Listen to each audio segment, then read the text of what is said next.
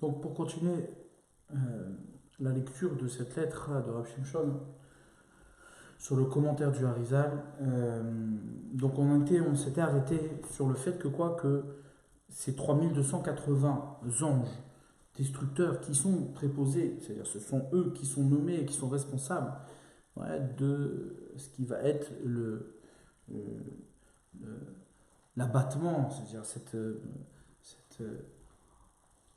c'est ce déploiement des 10 plaies d'Égypte sur l'Égypte et sur Pharaon, sont en vérité représentent ce égroffe, c'est-à-dire cette main fermée qui vient frapper. Pourquoi? Comme on l'a expliqué, ouais, c'est en vérité, comment dire, à l'inverse du mouvement de la création, où Akash Baruch Hu, d'un côté, il a une main droite et une main gauche.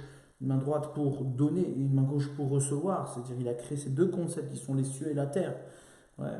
Eh bien, l'homme, son rôle, c'est de lier ces deux mains, c'est de faire en sorte que ces deux mains soient liées, ouais, et qu'il y ait des mains ouvertes qui soient soit pour donner, soit pour recevoir. Eh bien, les Égyptiens, eux, leur conception, c'était de fermer le monde, justement, de montrer que le monde n'était pas là. Il n'est pas là ni pour donner ni pour recevoir. Il n'y a pas ici de lien entre celui qui donne et celui qui reçoit. Une fois qu'on a reçu, le monde il est fermé. Il n'y a plus ici de relation entre les deux mains. Et donc on ferme la main. On ferme la main. Mida keneged mida, mesure pour mesure, avec le frappe les Égyptiens, frappe les Réchaïm avec la main fermée, c'est-à-dire avec ce égrof, avec ce point-là qui frappe le rachat, comme nous dit le verset, la côte be égrof recha. Pour frapper avec son poing le rachat. D'accord. Donc, égrof, c'est le mot qui va déterminer en vérité, qui va, révéler les 3280 anges, qui, comme c'est Rachetevot, comme ces lettres elles-mêmes l'indiquent, égrof, ouais, 3280 anges, qui sont des anges destructeurs qui viennent frapper le rachat et l'Égyptien. Donc ici, ce qu'on vient de nous dire, c'est quoi? C'est que le propre de la galoute, le propre de l'exil, c'est justement de séparer la création de son créateur, ouais, de créer une vision du monde où le monde est autonome et il est, indépendant. C'est-à-dire qu'il a une main fermée. Il n'y a pas ici un monde, c'est-à-dire la nature, le monde, la création, ouais, les créatures ne sont pas là. Ne sont pas là. De fait, de toute façon, elles cachent le créateur. Ouais, elles sont un écran au créateur et au divin. Mais cet écran-là doit être vu comme un écran justement pour révéler ce qui se cache derrière. Ouais, pour révéler ce qui se cache derrière. Du coup, si nous, on ne voit pas de cette barrière-là, ouais, de cette barrière-là, on ne voit pas justement la nécessité d'un au-delà de la barrière, eh bien, hein, et au contraire, on se sert de ça pour justement justifier une fermeture, une séparation, eh bien, on est l'Égypte, on est en galoute, et cette galoute-là, sa seule guérison, c'est le égrof. C'est le point qui frappe l'Égyptien, qui frappe l'exil. Pourquoi le point qui frappe l'exil? Qu'est-ce que ça vient de nous apprendre? D'autant plus qu'ici, le Harid vient nous dire que ces 3280 là, c'est exactement la même gématria que les 10 plaies, ouais, le nom des 10 plaies, Dam, Tzvardea, Kinim, etc., ouais, font en tout la gématria de 3280. C'est-à-dire les 10 plaies sont la géométrie du nombre 3280. Ça veut dire quoi? Ça veut dire que la géométrie, toujours la gématria, c'est rendre présent la chose dans la matière. Les 10 coups, les 10 plaies sont en vérité l'espace, ouais, sont le makom dans lequel se révèle, ouais, le point qui frappe l'Égyptien. Donc c'est par ces 10 plaies-là qu'est porté le coup, ouais, la révélation du coup d'Akadosh Baruch Hu sur l'Égypte. Mais qu'est-ce que ça signifie? Pourquoi le coup par 10, exactement comme les 10 doigts de la main, des deux mains, de la main droite et de la main gauche? Pourquoi par le point, hein, le point qui est fermé? Qu'est-ce que ça vient nous signifier? Ça vient nous signifier que les 10 paroles qui ont créé le monde, en vérité, renferment une condition. C'est-à-dire ces 10 paroles, certes, ce sont 10 paroles qui créent des choses qui empêchent de voir celui qui parle. Ouais, elles empêchent de voir celui qui parle. Seulement, ce sont 10 paroles qui ont une condition. C'est-à-dire, certes, je crée le monde, c'est-à-dire la parole crée le monde, et elle crée le monde avec un fonctionnement, avec une nature qui ne peut pas sortir de sa définition. La mer ne peut pas s'ouvrir en deux. Elle n'a pas le droit de s'ouvrir en deux. Parce qu'elle est elle est sous l'ordre de la parole de la création, la parole du Créateur. Du tout, elle n'a pas le droit de s'ouvrir. Pourquoi? Parce qu'elle a un ordre de cacher le Créateur. C'est en cela qu'elle est une parole. C'est en cela qu'elle est une parole créatrice. Du coup, mais elle a une condition. Elle n'existe comme parole créatrice que sous condition qu'elle révèle celui qui est caché. C'est-à-dire par le fait qu'elle cache quelque chose, elle existe, cette parole, en tant que parole créatrice, que si et seulement si, elle, par le biais qu'elle cache son créateur, son origine, elle révèle l'origine. Maintenant, toi, en te servant de ces 10 paroles-là pour justement cacher définitivement l'origine, eh bien ces 10 paroles-là se retournent contre toi et te frappent. Ouais. Elles sont le point qui va te frapper. Tu as voulu fermer le monde qui se ferme se retourne contre toi parce qu'il est coupé de son origine et qu'il est coupé de ce qui le fait vivre. C'est-à-dire une parole sans celui qui parle n'est pas une parole. Du coup, c'est la condition de la création. Certes, la nature noie le monde, certes, la nature est là pour cacher le Créateur, comme dit nos sages, Teva, la nature, c'est la même gématria que Elohim, ouais, le mi-élé. Ouais, elle cache celui qui a créé, mais elle le cache pour le révéler, ouais, parce qu'on ne peut pas faire autrement que de révéler celui qui n'est pas visible. D'accord? Donc maintenant, si toi, Égyptien, si toi, Racha, ce que tu fais, c'est quoi? C'est d'enfermer le monde. Ouais, plutôt que de dire que c'est Hachem qui t'envoie. Eh bien, qui c'est qui t'envoie? Comme on voit tout le long des 10 plaies, Pharaon a le cœur endurci. Il prétend à chaque fois que c'est pas Dieu, et à chaque fois, ouais, je ne renverrai pas les bénis Israël. Ouais, c'est la nature, c'est le monde, c'est des forces qui sont dans le monde, etc. Cette vision-là a accompagné même les bénis Israël jusqu'au don de la Torah. C'est marqué, le Rambam il nous ramène dans ses halachot que tant que les bénis Israël n'ont pas reçu la Torah, alors ils n'ont pas eu 100% certitude que les miracles qui ont été opérés en Égypte étaient opérés par Akadosh Baruch Hu. Ils pensaient que c'était une force par le biais de Moshe Rabbeinu. Jusqu'à qu'ils ont été Mahamin Bachem ou Moshe Avdo. Ils ont été Mahamin dans Hachem et son serviteur. Ça veut dire quoi? C'est-à-dire que jusqu'au don de la Torah, ils avaient un doute. C'est-à-dire qu'ils avaient un doute que les forces qui se sont révélées en Égypte, qui a frappé l'Égypte, en vérité étaient le résultat d'une force supérieure à l'Égypte, mais qui n'était pas dans l'intérêt d'un échange, d'une parole entre un Dieu et son peuple, entre le Créateur et sa création. Jusqu'au don de la Torah. C'est-à-dire qu'il y a ici une persistance, c'est-à-dire une résistance à la révélation. Parce qu'effectivement, le monde, dans sa matière, tel qu'il se révèle, cache son Créateur. Il n'est pas visible. Il le cache à tel point que même un même un miracle qui se manifeste dans la matière au final, eh bien, cache encore son Créateur. Jusqu'à que se révèle cet échange-là de la parole de la Torah qui révèle pleinement que ce qui a été opéré en Égypte est en vérité une manifestation de l'invisible sur le visible. D'accord? Donc ça veut dire quoi? Ça veut dire que au final, ces 10 coups-là, c'est-à-dire le pharaon, on est comme pharaon, c'est-à-dire quand on a une manifestation d'Akadosh Baruch Hu dans le monde qui frappe le monde, qu'est-ce qu'on va dire? On va dire c'est la nature, c'est le pangolin qui s'excite parce que monsieur il n'était pas content qu'on le bouffe. Il y a Bono Shelolam, combien on va avoir le cœur endurci, à ne pas comprendre que c'est Akadosh Baruch Hu qui est là pour nous guérir parce qu'il frappe de ces macotes, il intervient, la nature se retourne contre nous parce qu'on a enfermé le monde dans un isolement de son origine. Et parce qu'on a enfermé le monde dans un isolement de son origine, alors le monde lui-même ferme sa main et frappe, il donne des coups. Seulement, le monde, il est pharaon, il a le cœur endurci. Et non, je renverrai pas, et je reconnaîtrai pas, jusqu'à que je vais dire que c'est la nature qui s'énerve, plutôt que de dire que c'est Akadosh Baruch Hu qui me parle.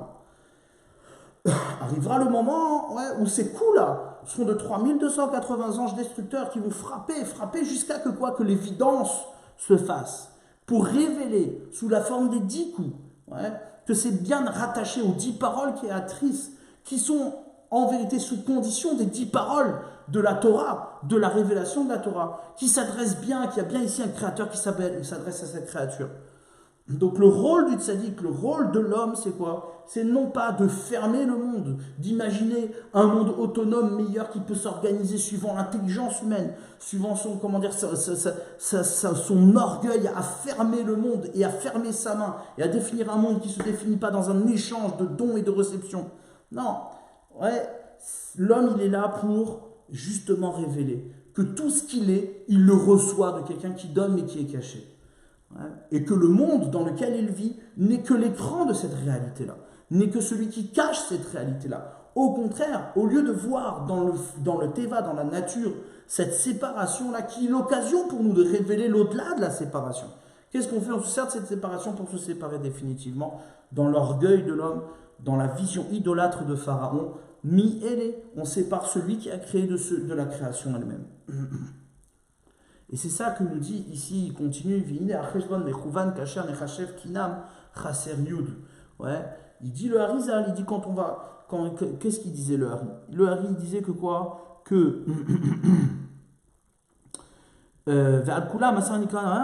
il dit Chaser mina shlishit asara, du troisième il manquait 10, Chaser mina revi'it shisha, du quatrième il manquait 6, et de la neuvième il manquait 6 aussi.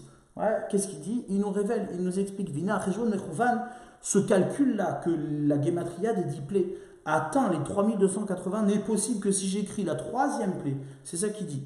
La troisième, il manque 10, c'est-à-dire la troisième plaie qui est Kinim, je l'écris sans le Yud, Kinam, comme c'est marqué dans la Torah, exactement comme c'est marqué dans la Torah, c'est ce qu'il nous dit le Harizal, Kakatou Batora, comme c'est marqué dans la Torah, Kinam sans Yud, ouais, c'est Kinim, c'est l'époux, ouais, c'est sans le Yud, sans le 10.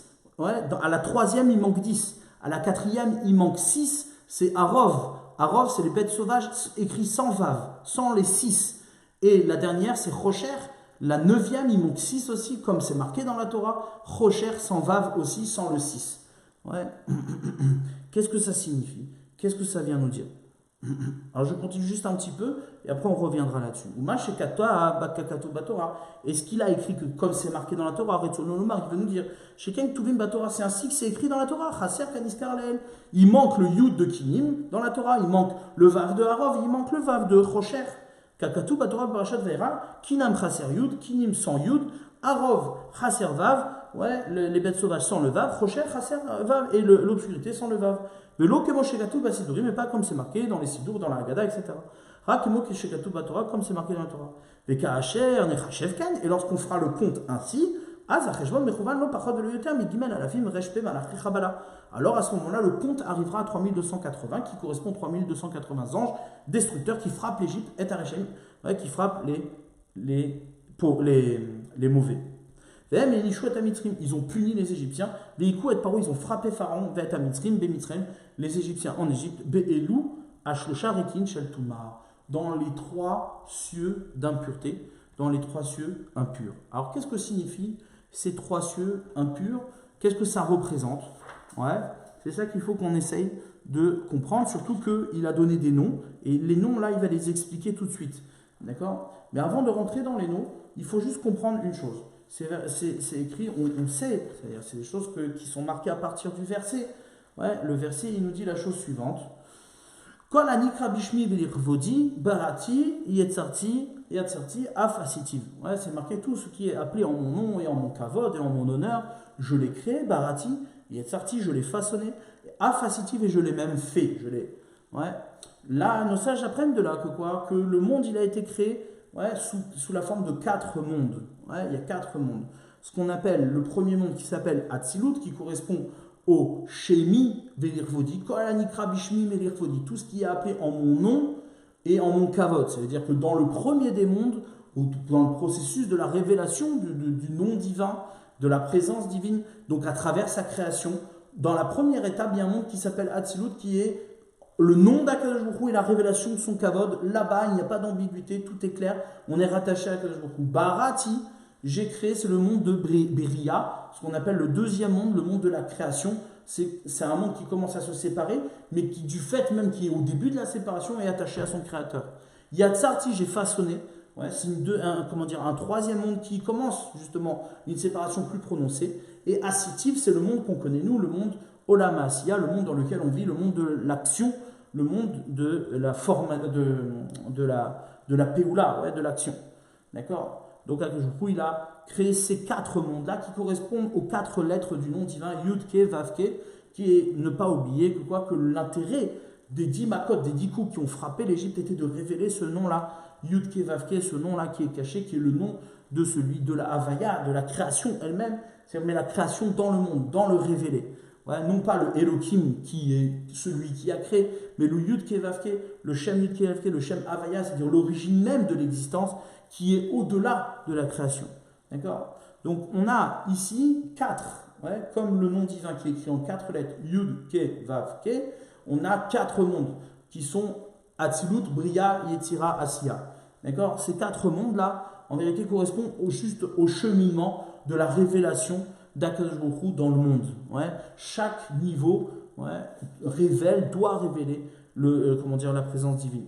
En tous les cas, notre monde à nous, qui est le monde de la Asiya, le monde de l'action, justement, c'est le monde des mains, dans lequel se révèle justement la force des tzadikim qui vont marier les deux mains, la main droite et la main gauche, et qui vont faire en sorte que qu'on va être rattaché à l'origine, rattaché à notre Créateur, et qui vont créer justement un espace de vie, un Beth Amikdash, un sanctuaire dans lequel Akadosh Baruch Hu, il est présent dans son monde. D'accord? Maintenant, ces 4 mondes-là correspondent, c'est marqué, il ramène dans les Sfarim que ces 4 mondes-là correspondent aux lettres Niglé. Ouais, Niglé, se révéler, être révélé. D'accord? Niglé, ça veut dire être révélé. Ça s'écrit Nun Gimel Lamed He. Nun Gimel Lamed He. Niglé. Ouais. Il me semble qu'il y a un verset. Je voulais juste.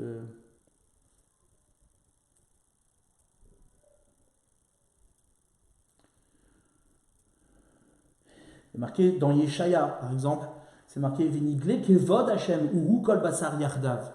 Ouais, le kavod d'Hachem va être révélé et ils verront toutes les chairs ensemble. Ensemble. C'est-à-dire que la révélation d'Akadosh Baruch Hu Veniglé se fait sous la forme des 4 lettres Nun Gimel Lamed He. Ouais, ça veut dire quoi? Comme ça c'est ramené. Que Niglé, Nun c'est la lettre Nefesh. C'est le processus de la révélation sous la forme des 4 lettres du nom divin ou bien des 4 mondes. Qu'est-ce que ça signifie pour nous, à notre échelle, à nous? Niglé, c'est le processus de la révélation d'Akadosh Baruch Hu. Akadosh Baruch Hu, on est lié à lui par notre âme. Niglé, c'est le nefesh, par notre âme. Gouf, notre corps. Notre corps est le moyen de se connecter à Akadosh Baruch Hu, comme c'est marqué que notre corps est façonné à l'image de la pratique de nos mitzvot. Il y a marqué 248 membres Keneged par rapport aux 248 mitzvot positives et 365 mitzvot négatives qui correspondent à 365 tendons qui sont dans notre corps. Donc la structure de notre corps, le corps lui-même, et le lien avec Akadosh Baruch Hu également, ni glé, nun, nefesh, l'âme, glé, gouf. Gimel, c'est la lettre du gouf, le corps. Lamed, c'est l'évouche, l'habit. Et he, c'est la lettre de Echal, la maison. Ces quatre choses sont en vérité à la fois l'âme, le corps, l'habit et la maison sont les 4 choses qui nous permettent de créer un lien avec Akadosh Baruch Hu. Par rapport à ces 4 choses-là, on a 4 mitzvot, nefesh, le limud Torah, l'étude de la Torah pour nourrir l'âme, gouf, le corps, on a les tfilin qu'on pose sur le corps, l'évouche, l'habit, c'est le tzitzit qui crée le lien avec Akadosh Baruch Hu, son créateur, à travers notre habit, et echal, la maison, qui est la mitzvah de la mezouza, qu'on pose à l'entrée de nos maisons. D'accord? Donc ces 4 lettres-là qui sont le processus de la création d'Akadosh Baruch Hu, en vérité, sont le cheminement de cette révélation du nom divin. Maintenant, tout ça, pourquoi on nous dit ça? Pour pouvoir faire le parallèle entre les 3 mondes impurs. Les 3 cieux dont il parle, les 3 cieux impurs, sur lesquels dominent les 3280 anges destructeurs. Qu'est-ce que ça veut dire? Ça veut dire qu'en vérité, si on regarde bien, comme on l'a désigné par rapport au plan du verset, Kol Amikra Bishmi Ve'irvodi, tout ce qui est appelé en mon nom et en mon kavod. Là-bas, c'est le créateur, c'est c'est ce qui est au-delà de la création. Barati, j'ai créé. Yatsarti, façonné, ça c'est le monde de la création, du façonnement et de l'action. Dans ces 3 mondes-là seulement, il y a l'ambiguïté. Dans ces 3 mondes-là, l'homme peut dominer, il peut avoir un impact à travers ses actions et donc fermer le monde de son créateur, c'est-à-dire de son nom et de son kavod. D'accord? Maintenant, c'est pour ça que ici on nous parle de 3 mondes qui sont impurs, sur lesquels les 3280 anges peuvent dominer. En vérité, ces 3280 anges-là sont entraînés par les actions des Rechaim, qui, en fermant le monde, en fermant leurs mains, en définissant un monde qui est isolé de son créateur et de son origine, eh bien, il crée des anges destructeurs qui vont en vérité avoir une emprise sur les trois mondes, mais qui en vérité séparent les trois mondes depuis la création, ouais, jusqu'à l'action. Il sépare ces trois mondes-là du non divin et de son kavod, comme si Chas v'shalom, le nom divin et le kavod d'Hachem n'étaient pas visibles dans le monde, c'est ce qu'on appelle l'exil. Ouais. Et donc en faisant ça, en isolant ces trois mondes-là, eh bien, il y a une domination des anges destructeurs qui vont justement être au final ceux qui vont frapper le monde. Pourquoi? Parce qu'un monde isolé de son origine ne peut pas vivre, il n'a pas d'âme. Ouais. Tout le monde a été créé, comme c'est marqué, la Mishnah nous dit, ouais, Kol ma shebarati beolami lo berati, et là l'Ichvodi, tout ce que j'ai créé dans mon monde, je l'ai créé pour mon kavod. Tout ce qui est dans le monde, c'est comme ça que le monde il fonctionne. Chaque chose qui est dans le monde est là pour être l'occasion de faire révéler une parole qui révèle l'invisible. L'origine de la Torah, la parole de la Torah, c'est de parler quelque chose qui va se poser sur une matière qui est visible pour rendre nécessaire, pour révéler ce qui est au-delà du visible, pour montrer que la matière ne se suffit pas à elle-même. Et lorsque tu veux justifier l'autonomie de la matière, c'est la matière qui se détruit par le principe du égrof, par le principe de la main fermée, c'est-à-dire du poing. D'accord? Donc là, ici, il nous dit, c'est ça qu'il nous dit, que les 3280 anges sont sur les trois cieux inférieurs qui deviennent des cieux de Touma, en parallèle des cieux que il a créés. Ces cieux-là, lorsqu'ils sont attachés à leur origine, c'est-à-dire au quatrième ciel, qui est le ciel du Shmi et du Gvodi, c'est-à-dire le ciel du nom divin et de son kavod, alors lorsqu'ils font une séparation de ces trois mondes-là avec le monde de l'origine, eh bien qu'est-ce qui se passe? Ils créent des cieux tamés, Reki'im Shel Touma, des cieux impurs dans lesquels ils ont une domination. D'accord? Maintenant, ces anges-là sur lesquels ils ont une domination dans les cieux impurs vont frapper les Jitou. Mashekatav chez Lou, Agimel, à la film de Rejpe Malaché Chavala. Et ce qu'il a marqué, vous voyez que les 3280 anges, qui sont des anges destructeurs, Amesavevim, Bishosharikim, Sheltuma, qui tournent, ouais, qui habitent les trois mondes d'impurs. Et Ranikra Shera, c'est marqué que le premier est appelé Shera, le premier ciel est appelé Shera. Et Ranikra Temor, et Ranikra Bisha, c'est quoi? Gambeze Yeshanu Sod Gadol, en vérité c'est un secret extraordinaire. Benora est terrible. Chez Tiken Amagid Bema Shekata, que le Baal Agada, ouais, a écrit Elou Eser Makot chez Evi, c'est marqué. Voici les 10 Makot que Hachem a amenés en Égypte. C'est quoi ces 10 coups? Ces 10 Makot, il dit Elou Eser Makot. Eser, les 10, c'est qui? Emotiot Shera. Ce sont les lettres Shera. C'est les mêmes lettres que Eser. Makot, ouais, Otiot Temor. Les coups sont en vérité les lettres de Témor, qui est le deuxième ciel. Et chez Evi, qu'il a apporté Otiot Bisha, ce sont les lettres Bisha qui forment le troisième ciel. Nirmaz Ba'an Elou Arikim, il y a une allusion dans cette formule-là que le Balagada utilise, c'est-à-dire Elou Eser Makot chez Evi, voici les 10 coups qu'il a apportés. Ouais, cette démarche d'apporter les 10 coups. Ça veut dire quoi d'apporter les 10 coups? C'est quoi apporter les 10 coups? Ils proviennent de quelque part, ces 10 coups.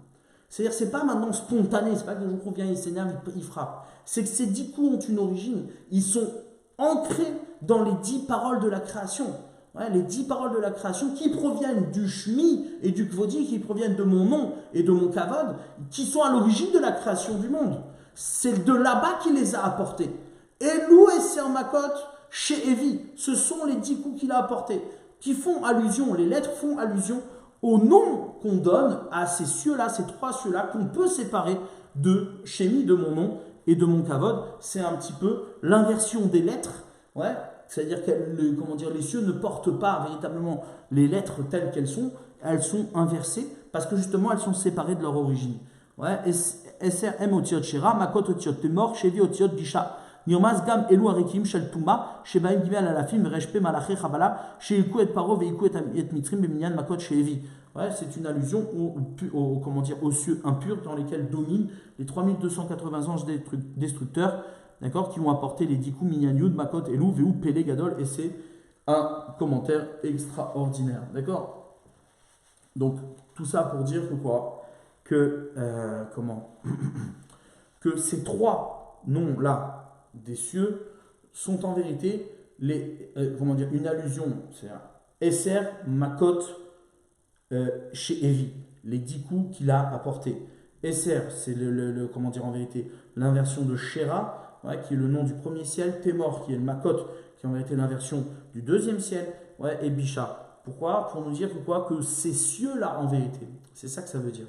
C'est-à-dire que ces cieux-là, ouais, quand on les sépare du divin, ils portent le nom justement de ce qui va être Esser Makot chez Evi, de ce qui va être les 10 coups que je va apporter dans le monde. Pourquoi? Parce qu'en vérité, ces cieux-là ne se séparent jamais de leur origine.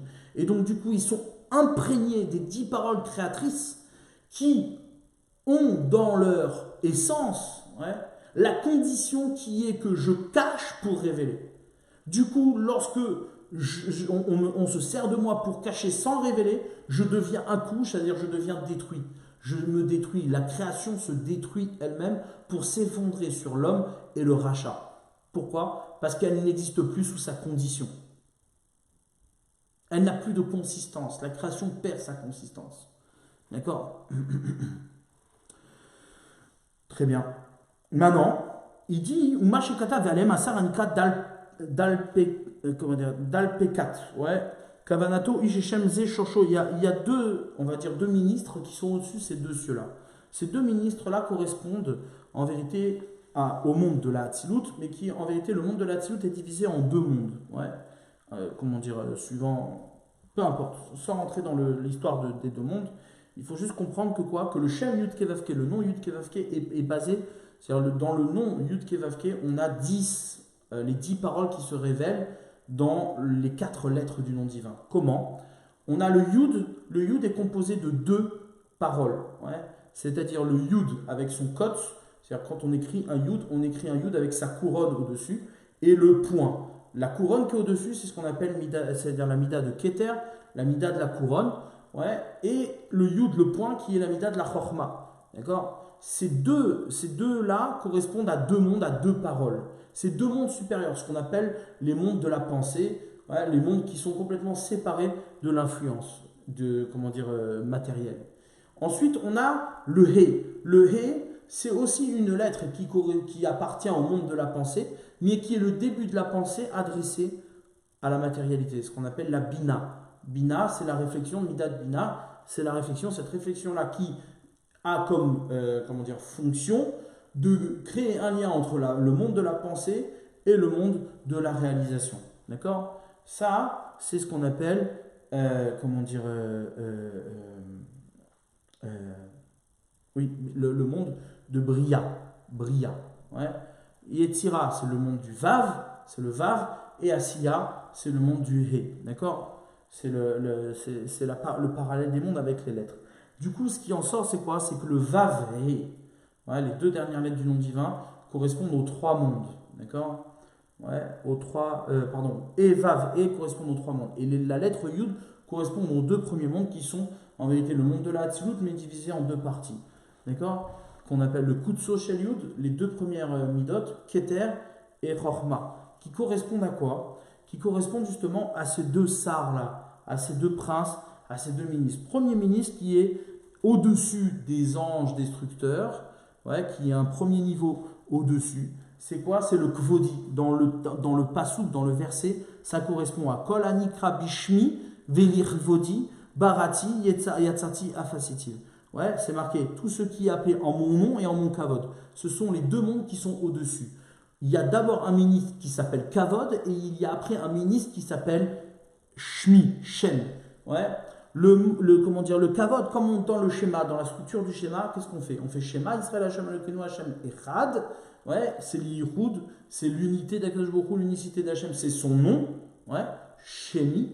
Et après, il y a ce qu'on appelle kavod, on fait un lien entre le nom d'Akadosh Baruch Hu et le kavod, Baruch Shem Kavod Malchuto L'Olam Vaed, c'est Shemi et Rvodi. Ce sont les 2 mondes, ouais, qui correspondent ici aux 2 ministres qu'on va lire maintenant. Pourquoi il faut, au-dessus des 3280 anges destructeurs, il faut un ministre qu'on va appeler Kavod, nous, dans le terme du Pasuk, Kavod, et un ministre qui est au-dessus qui s'appelle Shem, Shemi, mon nom. Ouais. En vérité, le Kavod, c'est justement garder l'empreinte, c'est-à-dire garder l'essence même de la parole créatrice. C'est-à-dire qu'on passe à l'étape de la création une fois que quoi? Que le plan du monde est bien le kavod d'Hachem, est bien l'honneur d'Akadosh Baruch Hu, est bien le kavod d'Hachem. Du coup, ouais, il y a un ministre qui est au-dessus, qui s'appelle Dal Pekat, qui lui, Kavanato Sheishem Ze Shorsho Yotze Minata Mitzrim, ça sort du mot Mitzrim, ouais, Beotiot Akodmot, Leotiot à Mitzrim. Comment? Par les lettres qui devancent, ouais, qui précèdent le mot Mitzrim, Ha Mitzrim. C'est marqué Elou, Eser Makot, chez Evi, ouais, à la Mitzrim, Bemitzrim, sur les Égyptiens en Égypte. C'est quoi sur? C'est ce qui précède, ouais, ce qui est au-dessus, pour nous dire que ce qui garantit justement, ce qui rend impossible la stratégie des Égyptiens de faire dominer les 3280 anges destructeurs, ce qui pourrait laisser imaginer qu'il y ait une séparation entre les trois mondes impurs et l'origine, c'est-à-dire le kavod d'Akadosh Baruch Hu, l'honneur d'Hachem et son nom, eh bien, c'est rendu impossible par le fait qu'il y a quelque chose qui précède l'Égypte, qui est au-delà de l'Égypte. Ça veut dire quoi qui précède l'Égypte? Ça veut dire, sache que le monde que tu vois, qui est un monde d'exil égyptien, c'est un monde d'exil d'Égypte. Ça veut dire quoi? C'est un monde qui nécessairement te cache les choses. Le monde dans lequel on vit est imprégné de l'exil. Il est imprégné de l'exil, pourquoi? Parce qu'en vérité, il cache ce qui doit se voir. Mais sache une chose, c'est quoi? C'est que ça ne peut pas être possible de séparer complètement le monde de son origine, parce que sinon, ouais, le monde disparaîtrait et se détruirait, parce qu'il y a au-dessus de l'Égypte, ouais, au-delà de l'Égypte, c'est-à-dire au-delà de ce qui cache, il y a un ministre qui s'appelle Dal Pekat. Qu'est-ce qu'on veut dire? C'est les lettres qui précèdent à Mitzrim, les Égyptiens. Ouais, les Égyptiens. C'est-à-dire que les Égyptiens sont surveillés. C'est-à-dire ces 3280 anges destructeurs sont surveillés. C'est-à-dire l'apparence des choses, la matière, ouais, est sous condition. Il y a un ministre au-delà qui précède, qui est au-delà de l'Égypte. Ouais, quand on prend Amitzrim, la lettre He, c'est Dalet avant. Mem, c'est Lamed. Tzadik, P. Resh, c'est Kouf. Ouais, et Yud, c'est tête. Le même, on ne le met pas. Pourquoi? Parce qu'il ne fait pas partie du shoresh du mot Mitzri, égyptien, parce que c'est le pluriel. Mais en tous les cas, ce qu'on veut te dire ici, c'est quoi? C'est qu'au-delà de l'Égypte, et ça c'est très important, c'est un chidouche extraordinaire. Ça vient nous dire que au-delà de ce qui visiblement, ouais, est isolé de l'origine, eh bien, il y a quelque chose qui précède l'origine, qui nécessairement garde le monde, préserve le monde par la force justement du kavod d'Akadosh Baruch Hu, ou la force, la parole créatrice qui cache les choses, et sous condition, elle ne peut pas se séparer du kavod d'Hachem, du kavod qu'elle doit rendre à son créateur. Du coup, lorsque on se sert de la création pour cacher Dieu, eh bien, le monde s'effondre. Les paroles créatrices s'effondrent. Et un point frappe le monde. D'accord? C'est ça qu'on veut dire. Et au-delà de ça, il y a le Shem, le nom d'Akadosh ou Shemi, qui lui, c'est ce qu'il dit après. Ve'alem Hashem nikra dal pekat kavanto ish Hashem ze shorsho yotze milat amitzrim baotiot akodmot leotiot amitzrim. Ouais, c'est les lettres qui précèdent le mot amitzrim. Dalet kodem le he, le dalet avant le he. Lamed kodem les mêmes, le lamed avant le même. P kodem les tzadik, kouf kodem les rej, tel kodem les yud. Même acharona shel amitzrim, même aribouy ve'eno minashoresh fait pas partie de la racine le même. Ve'ramaz leze amagid omro eser makot she evi akadosh baruch hu al amitzrim, sur les Égyptiens. Ouais. C'est-à-dire que le ve'avel, et comprend. Car ki bal ki v'Hashem atov yichaper. Ouais. C'est-à-dire qu'ici, ce qu'il veut dire, c'est quoi? Un principe fondamental, et c'est vrai que c'est la difficulté qu'on a en exil, c'est que le premier argument qu'on entend dans l'exil, c'est quoi? C'est qu'il faut vivre avec les choses telles qu'elles sont. C'est-à-dire qu'il faut vivre avec les choses telles qu'elles sont. Le problème, c'est quoi? C'est qu'en vivant avec les choses telles qu'elles sont, apparemment, eh bien, on est en danger. On est en danger. On est pris sous le piège de l'Égyptien. Ouais, et que, en vérité, notre travail à nous, c'est d'aller sur l'Égyptien, ce qui va précéder l'Égyptien, ce qui est au-delà des apparences. C'est-à-dire que ce qui cache est là pour révéler ce qui ne se voit pas, et non pas couper le monde d'une nécessité de l'invisible, de ce qui est au-delà du visible, ouais, de ce qui est au-delà des limites de l'Égyptien. D'accord? Le monde est créé ainsi. il y a quelqu'un qui donne, il y a une réalité qui donne, qui est l'origine de l'existence, et nous, on ne fait que recevoir l'existence, on n'est pas l'existence. On n'est pas l'existence. On est celui qui reçoit l'existence. Donc on a un devoir de reconnaissance envers son Créateur. D'accord? Ça, c'est ce que vient dire ici le ciel, le quatrième ciel. C'est-à-dire, en vérité, ce n'est pas le quatrième ciel, c'est le ministre qui s'appelle Kavod en vérité. Ouais, dans le verset, il s'appelle Kol Hanikra Bishmi Vodi, c'est le Kavod. Celui-là, il domine, ouais, et ce sar-là, ce ministre-là s'appelle Dal Pekat, qui domine sur les 3280 anges, qui en vérité, au final, ces 3280 anges font la volonté de ce ministre-là, du Kavod Hashem, de révéler le Kavod Hashem.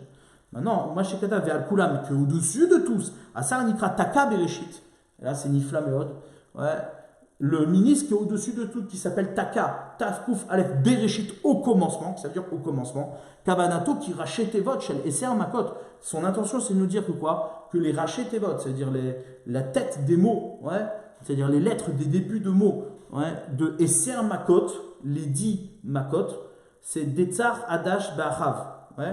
On a dit, Rabbi Houda, il nous dit que quoi? Qu'on prend le début de chaque Maka et on dit Datsar, Adash, c'est un acronyme de, comment dire, de toutes les Makot, Detzar, Adash, Be'achav, d'accord? Mais Gematria, c'est Gematria Taka, Taf, Kouf, Aleph, c'est-à-dire 501. Ouais, Keminyan, Asar, Amamash. C'est exactement le Sar, le ministre dont on parle ici, c'est-à-dire la Gematria de l'abréviation de Datsar, Adash, Be'achav. Qu'est-ce que ça veut dire? Bereshit. Ouais, Kavanato Gamu Minyan Asher, c'est exactement la même gématria que le mot Asher, ouais, Asher que, on va voir, chez Zetzod Akatov et Asher Italal Tibemitrem, qui fait allusion au verset et Asher, que je me suis moqué Italal Tibemitrem en Égypte, c'est-à-dire je me suis moqué des Égyptiens en Égypte, que je me suis, c'est-à-dire que se repose sur une réalité qui vient se moquer des Égyptiens. Le que, en vérité, ne décrit pas la réalité. Cette réalité ne décrit pas la profondeur même d'où il provient, se moque là des Égyptiens. Mais il cache, mais il révèle. C'est le que qui cache, mais qui révèle. Que je me suis moqué des Égyptiens. Ouais. Sur quoi? Sur quelle base tu t'es moqué des Égyptiens? Sur le que. Asher. C'est quoi ce Asher là? C'est Taka. C'est la gématria Tav Kouf Aleph, c'est-à-dire 501, qui fait allusion donc à ce dernier des ministres, le ministre le plus haut, d'accord, qui se moque des Égyptiens, qui en vérité correspond dans le verset à Kol Hanikra Bishmi, tout celui qui est appelé en mon nom. Ouais, il y a ce qu'on appelle mon nom, il y a ce qu'on appelle mon kavod. Le nom, c'est l'essence même, c'est-à-dire c'est la volonté même d'Akadosh Baruch Hu, comme nous disent nos sages. Shemo Gematria Ratson, son nom. Ouais, quand tu désignes le nom d'Akadosh Baruch Hu, lorsque tu vois à partir de la création, tu désignes le nom d'Akadosh Baruch Hu, tu révèles le nom d'Hachem, en vérité, qu'est-ce que tu fais? Tu révèles sa volonté, tu désignes l'orientation du monde. Du coup, c'est ça qu'il vient te dire. Ouais, Taka Bereshit, Bereshit, au commencement, qu'est-ce qu'il dit? Qu'est-ce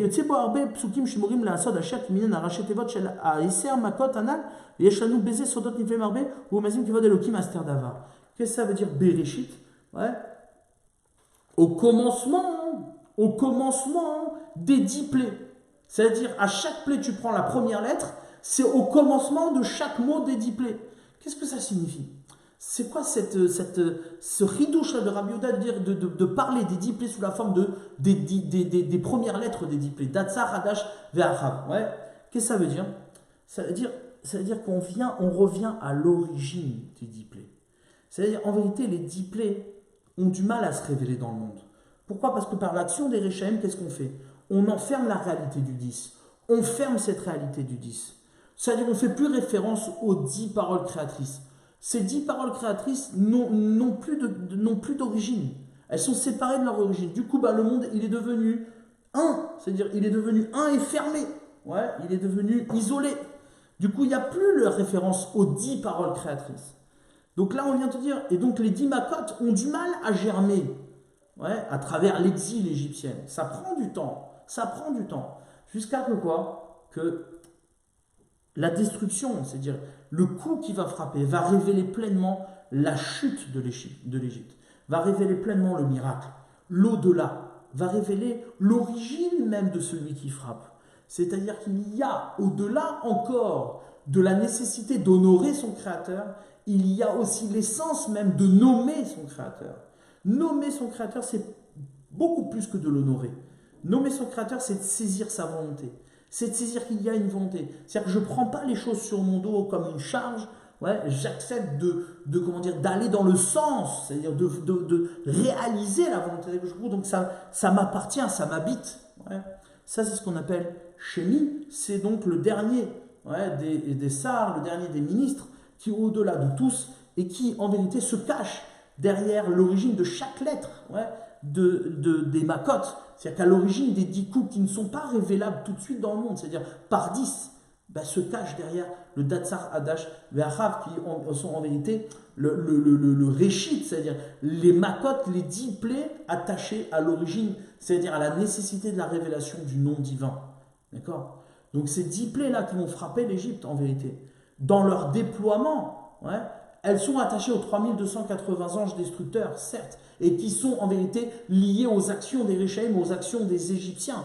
Mais au final, dans l'essence même, à l'origine même, eh bien, il y a ce qu'on appelle les 10 Makot, mais les 10 Makot dans leurs lettres qui sont à l'origine des 10 coups, parce qu'à l'origine, ce n'était pas 10 coups.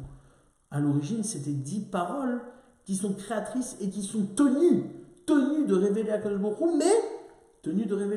Hu, mais en cachant Akadosh Baruch Hu. Tout comme les lettres niglées, chacune à son étape, l'âme cache le divin, le corps cache l'âme, le lévouche, l'habit cache le corps, et la maison cache les habits. C'est l'intimité. D'accord ? Donc en vérité, si on regarde, c'est Niflaméod. Parce que en vérité, les lettres, c'est-à-dire quand on nous a dit le Hari, que au troisième mot, à la troisième mot, il manque 10. Au quatrième mot, il manque 6. Au neuvième mot, il manque 6. En vérité, ça fait allusion aux 3 derniers niveaux de révélation d'Akadosh Baruch Hu, c'est-à-dire le gouffre, le lévouche et le echal, le corps, l'habit et la maison. J'explique. Qui correspond donc aux 3 mondes. Le gouffre, le corps, le propre du corps, c'est de cacher l'âme. C'est celui qui cache le yud. C'est pour ça, le yud, c'est l'âme, comme on l'a expliqué dans le nom yud kevav. Le gouffre, ça correspond à la lettre he, mais en vérité, le corps est là pour cacher l'âme. Donc la lettre he est là pour cacher le yud. C'est pour ça que la lettre e s'écrit comme un dalet et un petit yud. Donc en vérité, elle cache le yud. C'est-à-dire que le corps cache l'âme. Donc la troisième plaie, et c'est Nifla dans le texte, c'est très médouillac, la troisième plaie qui était les poux, c'est à partir de cette plaie-là que les Égyptiens n'ont pas pu répéter la plaie. Dame, ils ont pu refaire. Le sang, ils ont pu refaire. Les grenouilles, ils ont pu refaire. Par contre, les poux, ils n'ont pas pu faire. Pourquoi ? Parce que c'était trop petit. C'était trop petit. La lettre la plus petite, c'est le yud. C'est trop petit, donc ils n'avaient pas de domination sur cette petitesse de la matière. Donc, qu'est-ce qui se passe ? Ils n'ont pas pu refaire cette plaie-là. Et sur cette plaie-là, ils ont avoué Zo Etzba Elohim, c'est le Dieu divin. C'est le doigt du Dieu divin. Ils ont reconnu ici qu'il y avait une dimension divine qui les dépassait. C'est la première reconnaissance. C'est le corps qui cache l'âme. C'est donc le kinim, l'époux, qui cache le yud. D'ailleurs, kinim a frappé le corps. Ensuite, on a Arov. Arov, les bêtes sauvages, en vérité, les bêtes sauvages, c'est celles qui nous empêchent de vivre à l'extérieur. Les bêtes sauvages, elles frappent à l'extérieur de chez toi. Elles occupent l'espace, de public. C'est le Arov. Et d'ailleurs, c'est dans cette plaie-là que c'est marqué Méphorage, que Hachem il a fait une séparation entre les Égyptiens et les Juifs. Là-bas, c'est marqué que la première fois parmi toutes les plaies, c'est marqué qu'Hachem il va faire une séparation dans le traitement des Égyptiens et des bénis Israël, pour nous dire qu'on n'a pas le même espace public. C'est celle qui correspond donc au Vav, c'est-à-dire c'est le ribour, c'est le lien entre le lévouche, c'est l'habit, c'est le lien entre nous et notre extériorité, le lien entre notre personne et l'extérieur, c'est-à-dire le lien social. On a 2 liens. On a un lien avec l'extérieur et on a un lien avec l'intérieur. Le dernier lien, c'est quoi ? C'est le Echal, c'est la maison, c'est le lien avec l'intériorité qui correspond au Rocher.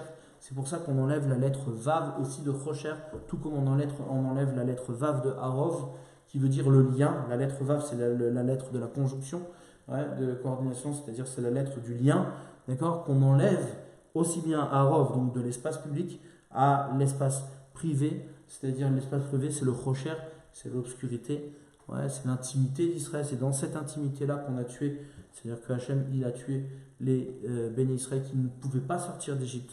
D'accord. Le Rocher correspond donc à cette intimité-là. C'est pour ça qu'on enlève le Vav, qui correspond donc, qui sont en parallèle aux trois cieux, les trois cieux d'impureté, qui correspondent à Bria, Yetzira, Asiya. C'est pour nous faire allusion que derrière tout ce processus-là des 10 plaies se cache justement la galoute, l'exil.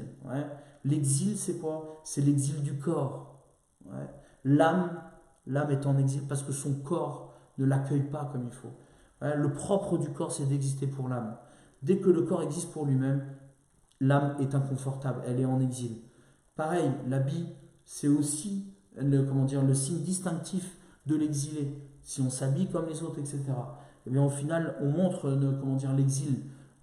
C'est-à-dire que notre manière de nous habiller, c'est notre manière de communiquer notre intériorité.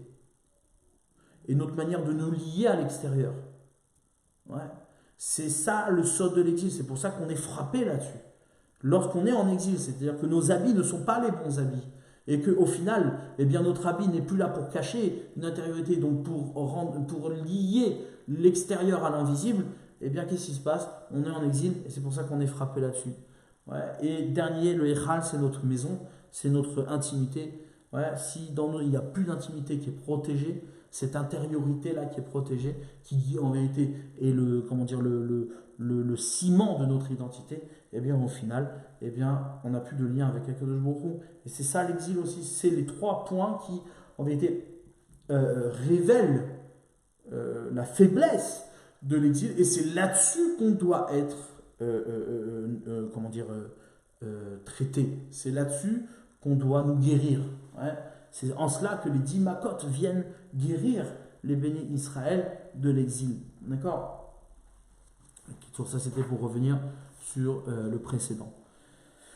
Maintenant, on va entamer la dernière partie de ce commentaire-là, même si, effectivement, on n'ira pas en profondeur dans les personnages, mais il me semblait important, juste avant, justement, le dernier Yom Tov de Pessah, de faire un petit point sur l'ouverture de la mer Rouge. Et effectivement, on voit que la Haggadah nous étend, ça veut dire, elle prolonge l'impact de ces 10 Makot là sur la mer, sous l'ouverture de la mer Rouge. C'est ce qu'il dit le Harizal ici. Il dit Uma shekatav mitzad Hashem Shefu, par rapport au nom Shefu. C'est qui ce nom-là? Amar ve'ika otam et Mitzraim eser Makot, qu'il a frappé en Égypte 10 coups, ve'alayam chamishim Makot. Sur l'Égypte, il a frappé avec 10 coups, et sur la mer, 50 coups. Là-bas, il y a un jeu. Pourquoi? Parce qu'on dit l'Égypte, il a frappé avec son doigt, et sur la mer, il a frappé avec sa main. Alors on dit, si une main, ça a 5 doigts, donc du coup, ça fait 5 fois plus 10 coups qui deviennent 50 sur la mer. S'il a frappé de 10 coups sur l'Égypte, il a frappé de 50 sur la mer. Qu'est-ce que ça veut dire? Avec Amato Linyan, Son Nifla Venora, Plukta Shel Rabbi Yossi Ageli, Rabbi Eliezer, Rabbi Akiva, Amoskar Bagata, Rabbi Yossi Ageli Omer Minaïn. Rabbi Yossi prouve ses dires, Rabbi Eliezer Omer Minaïn, lui aussi. Rabbi Eliezer, Rabbi Akiva Omer Minaïn, chez Esod, Rabbi Yossi Agalili, Gematria Shefu. Quand on fait la Gematria de Rabbi Yossi Agalili, ça fait la même Gematria que le nom Shefu. C'est ça le nom dont le Hari parle, c'est-à-dire 386. Mamash Mechouvan, Aïnou Rabbi Yossi Ageli Omer Perouche Hashem Shefu, Amar Vika Otam. C'est-à-dire que là ici, ça vient donner allusion à Rabbi Yossi Agalili. Mais qu'est-ce que vient faire Rabbi Yossi Agalili ici dans cette explication-là? C'est ce qu'il dit à la fin.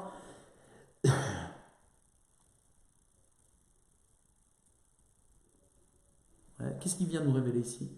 Il vient nous dire qu'en vérité, ces personnages-là, Rabbi Yossi Agalili, Rabbi Eliezer, Rabbi Akiva, toute l'interprétation qu'ils donnent sur le nombre de coups, c'est-à-dire quoi le nombre de coups? C'est-à-dire qu'ils viennent prendre la source de l'ouverture de la mer Rouge. Ils viennent le prendre sur les 10 coups qui ont frappé l'Égypte. Ça veut dire quoi? Ça veut dire qu'il y a sur l'ouverture de la mer Rouge une interprétation, c'est-à-dire une résonance personnelle des 10 coups. Qu'est-ce que ça veut dire? Alors là, il faut bien comprendre. Quelle est la différence entre les 10 plaies qui se sont passées en Égypte et l'ouverture de la mer Rouge? La différence, elle est simple. C'est quoi? C'est que d'abord, premièrement, c'est le degré de révélation. Sur les 10 coups qui ont frappé l'Égypte, il n'est pas marqué que quoi? Que tout le monde a vu ce que n'a pas vu Yehezkel ben Bouzi, le prophète. Il y a marqué que même la Chifra, sur l'ouverture de la mer Rouge, même la Chifra, même la servante, elle a vu en prophétie ce que Yehezkel ben Bouzi n'a pas pu voir. Or, la prophétie de Yehezkel ben Bouzi, c'est Maaseh Merkava. C'est la dimension la plus haute de la révélation du divin. Ouais, donc la servante, elle a vu plus que ce que Yehezkel ben Bouzi il a vu par l'ouverture de la mer Rouge. Qu'est-ce qui s'est passé là-bas? La différence, elle est très simple. C'est quoi? C'est que les coups qui ont frappé l'Égypte, ils ont frappé en Égypte, ils ont frappé l'Égyptien. C'est-à-dire qu'on aurait pu croire que tout l'intérêt de la manifestation du divin en Égypte, c'était que pour frapper l'Égyptien, et non pas pour faire émerger Israël. Et là, l'ouverture de la mer Rouge vient prouver que puisqu'on est en dehors de l'Égypte, l'intérêt n'était pas de frapper l'Égyptien.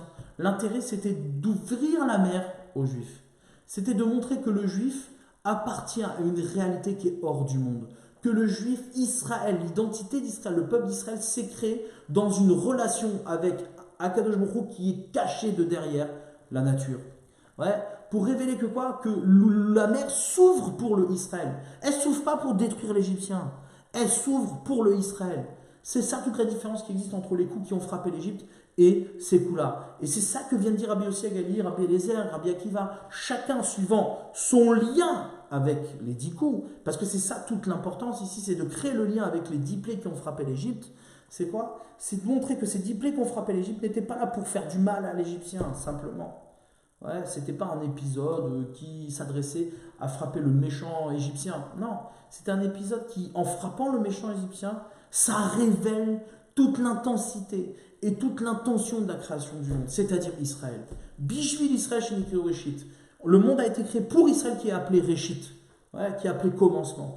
Israël, c'est le peuple qui porte la marque du commencement, qui témoigne de l'invisible, qui témoigne du naturel, du surnaturel, qui témoigne de la logique du miracle.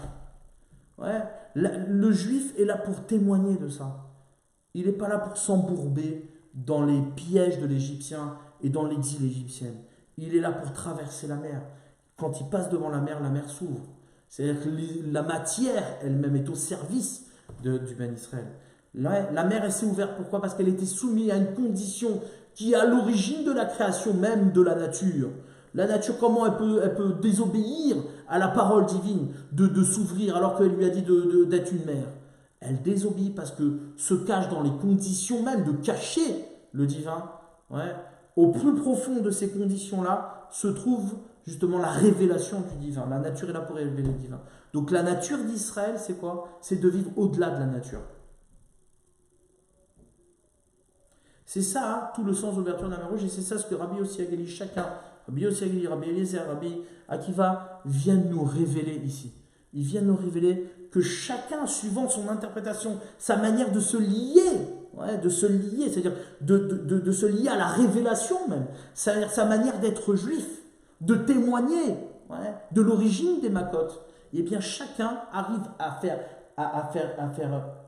prolonger la manifestation des 10 miracles en Égypte dans ce qui va être le creuset de leur identité, leur creuset du lien avec Akadosh Baruch Hu, chacun suivant sa personne. C'est pour ça qu'il y a la création des noms chez Fou, ce que dit le Hari, Takal, Shatsa, qui sont en vérité la gématria de chacun des rabbanim.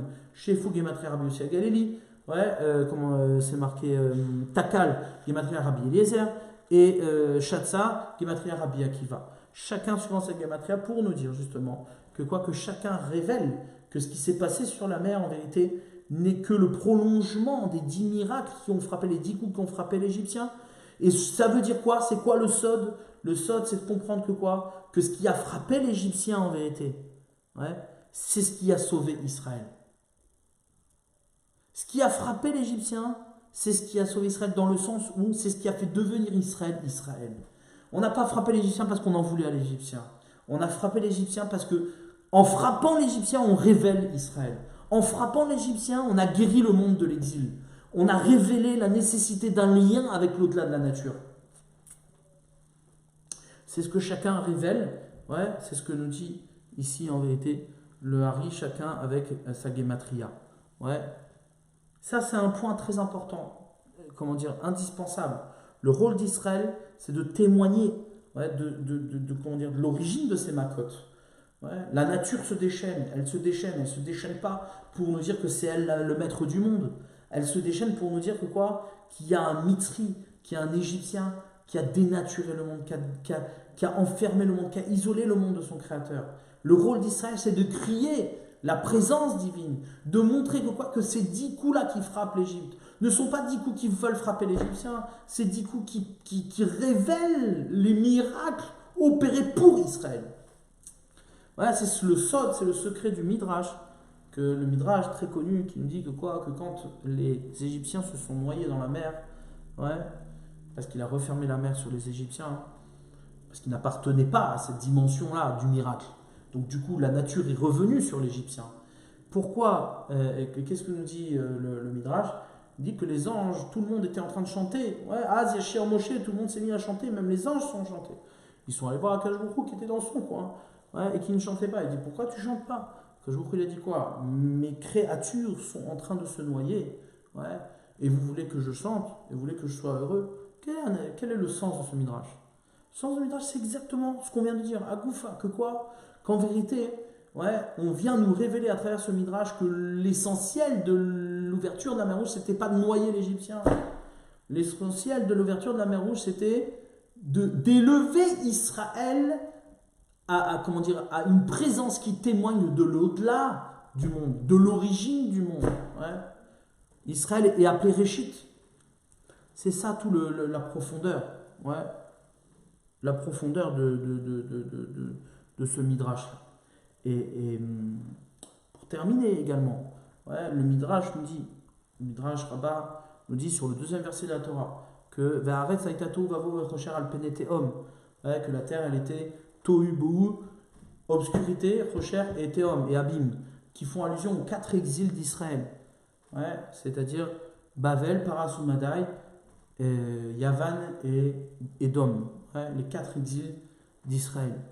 Alors demandent les Mefarshim comment ça se fait que l'exil égyptien n'est pas marqué dans ces 4 exils, il devrait marquer 5 exils. Et j'ai entendu d'un grand maître une réponse extraordinaire qui dit la chose suivante, qui dit qu'en vérité l'exil égyptien ne peut pas être marqué. Pourquoi? Parce qu'elle est à l'origine de l'identité d'Israël. C'est-à-dire que quoi? Que l'exil égyptien c'est l'origine de tous les exils. Ça veut dire quoi? Ça veut dire que l'Égypte fait partie de l'identité d'Israël. On ne peut pas la dissocier d'Israël. Parce que c'est en frappant l'Égyptien que Israël s'est révélé être Israël. Ouais. Frapper l'Égyptien, c'est pas détruire l'Égypte. Frapper l'Égyptien, c'est révéler Israël. C'est révéler l'intériorité, le sens du monde. Du coup, un juif est un juif parce qu'il continue de sortir d'Égypte. Le monde dans lequel on vit est un monde qui nous isole d'Akadosh Baruch Hu. C'est la galoute égyptienne par définition. Seulement le juif, son rôle, c'est de sortir d'Égypte. Donc du coup, il arrive à habiter un monde d'exil qui, par son mouvement et par son lien avec Akadosh Baruch Hu, il sort d'exil, il sort d'Égypte sans arrêt. C'est ce qui le définit être un Israël. Je termine. Chacun de ces chacham-là a dit les choses suivantes, comment il saisissait les choses. Dans ces 3 tanaïm-là, Rabbi Yosef Gilev Gematria Shefu, Rabbi Eliezer Gematria Takal, puis Rabbi Akiva Gematria Shatsa. Les Eusod, Nifla, Venora, Razin, des Razin, c'est un chat extraordinaire, des secrets extraordinaires. Nous, Machekatafi, Mad, Kevot, Torato, Veurachum, Michaper, Avon, etc. Machekatafi, Machakadol, Make, Bo, Merape, Agalout. Et là, ça termine, c'est exactement ce qu'on a dit. Ouais, ce qu'il a écrit, que quoi? Qu'Akadosh Baruch Hu, il frappe, Makebo, Merape Agalut. En frappant sur l'Égyptien, il guérit l'exil. Aïnou Kemoshe Katafi, l'Irvot Torato, c'est ce que j'ai écrit en l'honneur de sa Torah. Dine Botan, Esser, Amakot, Nirmaz, Iridat, Israël et Mitzrayim. Ouais, dans ces 10 coups-là, il y a l'allusion de la descente des Béné Israël en Égypte.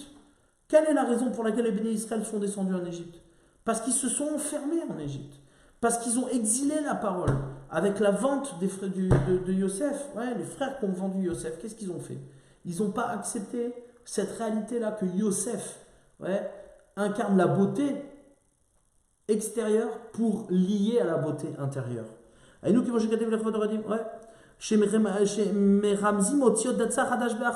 les lettres d'Atzar Hadash Ve'achav se cache le secret de la galoute, le secret de la descente des Béné Israël en Égypte. Pourquoi? Parce qu'ils n'étaient pas attachés au réchit, ils n'étaient pas attachés au commencement. Les frères ont voulu vendre Yosef. Les Mitzrim qui ou Boripa Otanu. Et par ces 10 coups-là, par cette raison-là qui les a fait descendre en Égypte, c'est cette raison-là qui les a délivrés d'Égypte. Tu pars en exil, pourquoi? Parce que tu t'es détaché de l'origine. Et c'est le fait que tu t'es détaché de l'origine que c'est l'origine qui va te rattraper. Et qui va te guérir. Il les a frappés d'un grand coup. Etzba Elokim, c'est le doigt de Elokim. Aremina Maka Atzma Bar Refoua l'Israël. Du coup, lui-même vient la guérison pour Israël. Chez Botam Makam Yonza Refoua. Parce que dans ces 10 makot-là est allusionné la guérison de l'exil chez Kalam Akadosh Baruch Hu Bahem.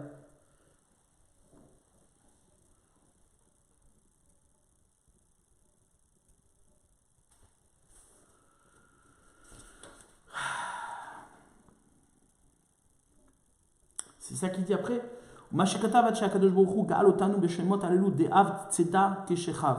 Est-ce qu'il a écrit que Akadosh Baruch Hu, il nous a délivrés par les noms qui sont De'av Tzeda Keshechav. En vérité, c'est les mêmes lettres que Datzar Hadash Be'achav, mais inversé. Akavana De'av M Otziot Arishonot. De'av Dalet Ain Bet, ce sont les premières lettres de Datzar Hadash Be'achav. Dalet Ain Bet. Première lettre.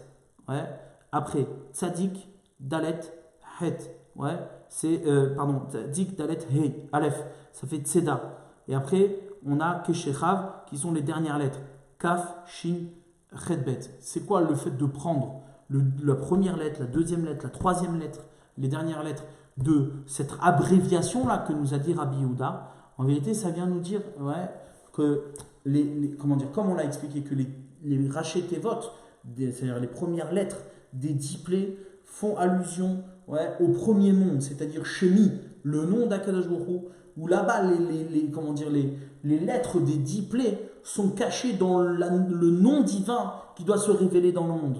D'accord? Et donc c'est ça qui est à l'origine des 10 plaies qui vont frapper le monde dans ce qui va être la révélation du miracle. Mais ça peut marcher, c'est-à-dire ça, pour nous, ça doit être accueilli de quelle manière? Ça doit être saisi de quelle manière? Justement, dans le lien qu'on crée avec les mondes. J'explique. Chaque plaie correspond à une mida d'Akadosh Baruch Hu. On peut prendre la révélation d'Akadosh Baruch Hu comme quelque chose de continu. C'est-à-dire, ça descend du haut vers le bas. La seule chose, c'est quoi? C'est qu'on n'est pas obligé de maintenir le lien. Lorsqu'on est dans une relation avec Akadosh Baruch Hu qui est temporelle, c'est-à-dire, il y a eu une première étape.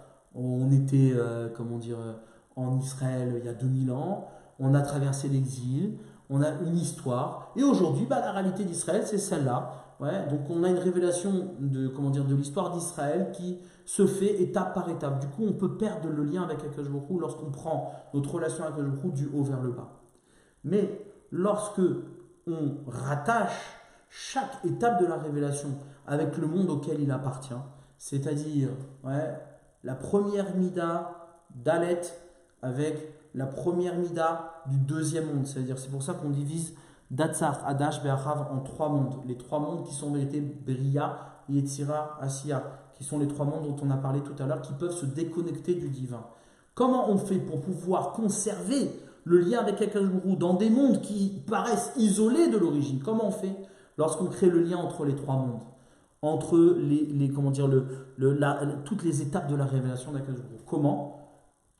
Bria, premier monde, Dalet, avec la première lettre du deuxième monde et avec la troisième lettre du troisième monde. C'est-à-dire créer un cheminement qui est lié du début jusqu'à la fin. Lorsqu'on ne perd pas le fil, lorsqu'on est attaché à la révélation d'Akadosh Baruch Hu, alors on crée une cohérence de l'histoire d'Israël. D'accord? Et donc on ne perd pas le lien avec Akadosh Baruch Hu. Ce qui fait l'exil d'Israël, ce qui est l'origine de l'exil d'Israël, c'est en vérité son ignorance et de prendre l'histoire telle qu'elle nous vient. Tout comme l'Égyptien qui enferme son monde tel qu'il se présente à lui dans la matière aujourd'hui, du coup, il ne crée pas le lien avec ce qui a précédé, ce qui a amené cette réalité-là. Du coup, on perd l'origine de la parole. On perd le sens des choses. Ouais, le monde, il est ce que j'ai connu moi, là, maintenant, tout de suite, tel qu'il m'est proposé. Mais il y a Brel. Le monde, il est ce qu'il est maintenant parce qu'il y a une histoire, il y a quelque chose qui l'a précédé. Ton travail à toi, c'est de créer le lien entre chaque étape. Ouais, donc c'est pour ça qu'on te dit Datsar, Adash Be'achav. Va à l'origine, certes, mais ne sois pas lié à l'origine, ouais, par la fin de l'histoire. Sois lié à l'origine, justement, que de par la fin de l'histoire, tu arrives à révéler chaque étape et à créer un lien avec chaque étape qui t'a précédé. C'est indispensable. Un juif, il est un avec toute l'histoire d'Israël. Il n'est pas juif parce qu'il y a en 48, il y a l'État d'Israël qui s'est créé. Non, c'est faux. Et donc on abandonne toute l'histoire d'Israël. C'est du n'importe quoi. Oui, ça c'était avant. Il n'y a pas d'avant. Un juif, il a toute l'histoire en un, ça n'existe pas. L'origine, elle n'a pas disparu. L'origine, elle est, comment dire, elle est structurelle de ce qu'on est nous aujourd'hui. On ne peut pas se défaire de l'origine. Et celui qui prétend se défaire de l'origine, eh bien, il va se détruire. Il va se détruire. Il va se détruire parce que le monde, il est construit sur la parole créatrice. Sous condition de révéler ce qui ne se révèle pas, de révéler ce qui est invisible. Kitsour, la lecture, c'est une lecture qu'on peut faire, une lecture très, très, très en dessous, bien entendu, de la profondeur de ce texte, très en dessous. C'est juste donner une petite lecture de cette lettre-là, qui, au final, malgré tout, modestement, donne beaucoup d'enseignements, beaucoup de richesses, qui en vérité, qui est extraordinaire comme enseignement, de voir qu'au final, ouais, il n'y a pas de Dieu nature. Il n'y a pas de Dieu nature. La nature est sous condition. Ouais. La nature est sous condition. Chas v'shalom. Quand c'est que quoi qu'on va arrêter d'endurcir notre cœur comme Pharaon, qui prétend que c'est la nature qui s'énerve, que c'est l'idolâtrie du monde qui s'énerve. Mais non, il y a Brel. Tu crois que la nature elle pense, tu crois que la nature elle réfléchit. La nature est sous condition. Elle cache le divin sous condition de le révéler, d'amener l'homme à révéler le divin. Mais si elle cache le divin et qu'elle est utilisée pour détruire le divin, pour rendre absent le divin du monde, Maaseh Rechaim, c'est l'action des Rechaim, Yedem Shel Rechaim, alors la main va se fermer et va être un aigrof, va être un point qui va frapper l'Égyptien et les Rechaim. Hazak ou Baruch, en espérant que cette lecture-là soit un bénéfice pour celui qui l'entend et pour l'enseignement de la Torah avec Besrat Hashem, et que ça amène la réfoua, la guérison à tous les malades d'Israël. Amen, Kenny Ratson.